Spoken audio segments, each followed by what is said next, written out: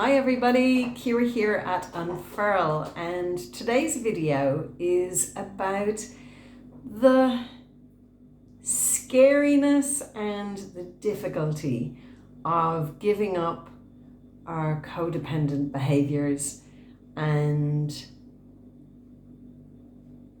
looking after ourselves.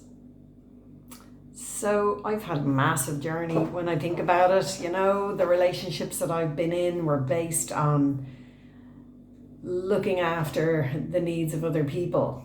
And I didn't know that. I didn't know that I was in dysfunctional relationships. I didn't know that I had learned very young that I have to caretake other people in order to feel safe. In order for me to feel okay, you have to be okay first.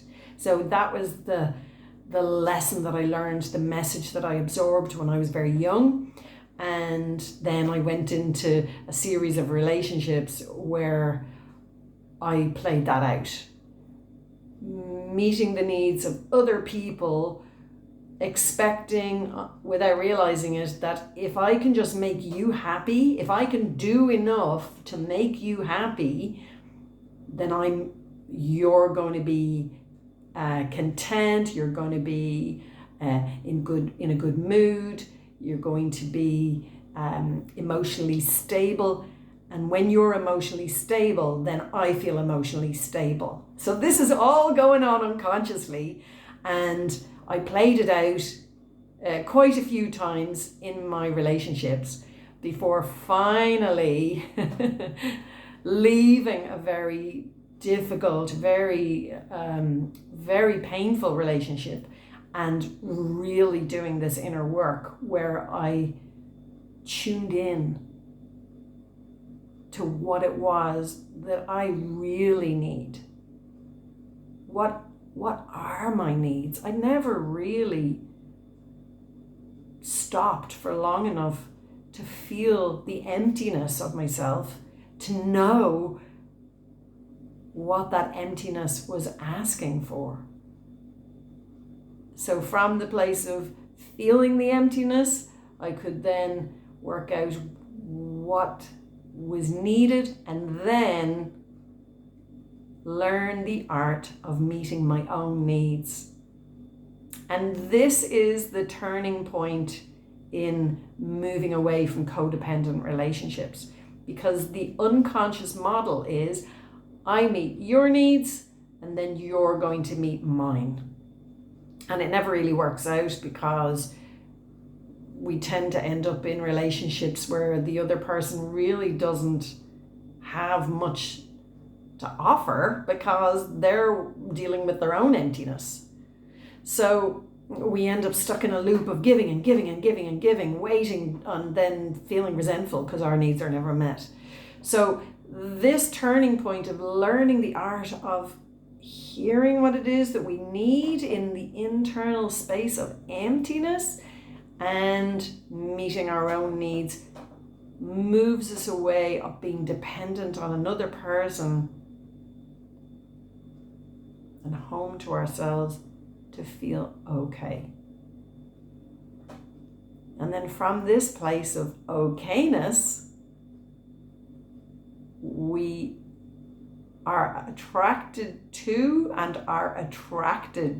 we are attracted to people that are also okay in themselves, and they are attracted to and resonating with the okayness that we are in ourselves, our okayness with meeting our own needs, a kind of self-sufficient okayness within ourselves. And that then allows us to move into a relationship with someone where we can be interdependent, where we are able to support each other and nourish ourselves in a togetherness and our aloneness. So we don't depend solely on the other person. Oh my God, it's been some journey, really. And what has really awakened me to wow, how far I've come was, so maybe I've been on this road now of inner healing for probably 6 years now.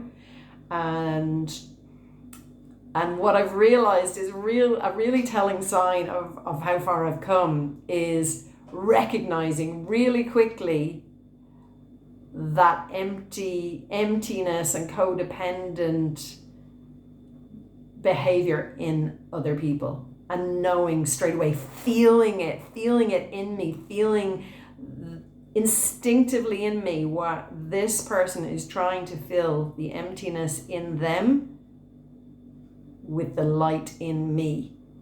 It's almost like an intuitive knowing, I'm about to get swallowed up here. And being able, from this place of meeting my own needs for safety and for space, solitude, in order to stay in connection with myself, I need to call a halt to this relationship.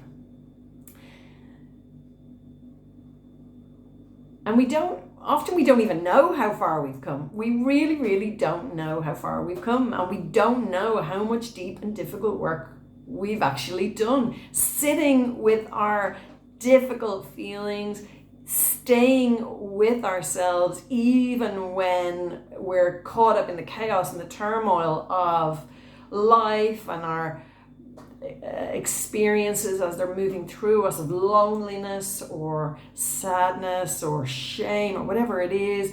But through the process of healing, we're learning how to stay there for ourselves, to hold ourselves in our chaos and our discomfort.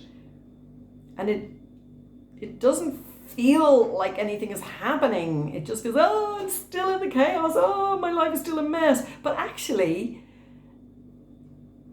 there may be little moments where we are have an opportunity to be in connection with someone else or in relationship with someone else, and then realize, wait a second, no. I've been here before. This is looking very familiar, and rather than get pulled into it unconsciously, I'm able to see it for what it is and know this is not for me. This is not for me. And I know that this may be painful for the other person, but I need to call a halt to this. And that is putting our own needs first, even if there's a bit of guilt that might come up with that. We can manage it, we can handle it. But recognizing, oh my God, no, I've been on that roller coaster, and I most definitely don't need to go back there again. Each of us is responsible for our own well-being. Once we outsource that and expect another person to meet our needs, welcome to the roller coaster of dysfunctional relationships, codependence, deep resentment, and ultimately our basic needs remaining unmet. So if you're on your journey of meeting codependent behaviors in yourself, it's a big journey, and not everybody does it. It's easier to think somebody else is going to come along and rescue us and fix us. So if you're doing the work, your reward will be so beautiful, which is a feeling of safety and security and care and love and balance that is within you. And nobody can take that away.